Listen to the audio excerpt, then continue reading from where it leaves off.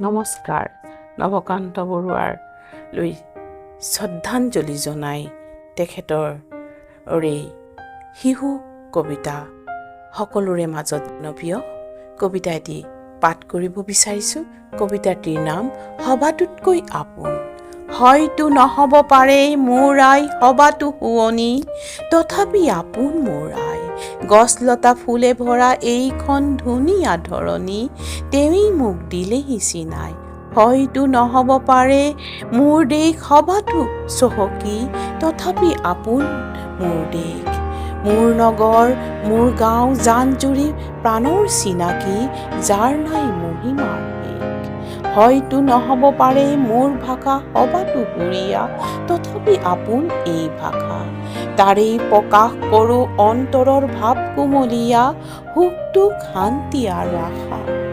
মোৰ আই মোৰ দেশ মোৰ ভাষা ভাল পাওঁ মই, তাৰেই মই চিনিম জগত। সুবিশাল পৃথিৱীত হাতে হাত ধৰা ধৰিকৈ খোজ দিম সবাৰে লগত। ধন্যবাদ।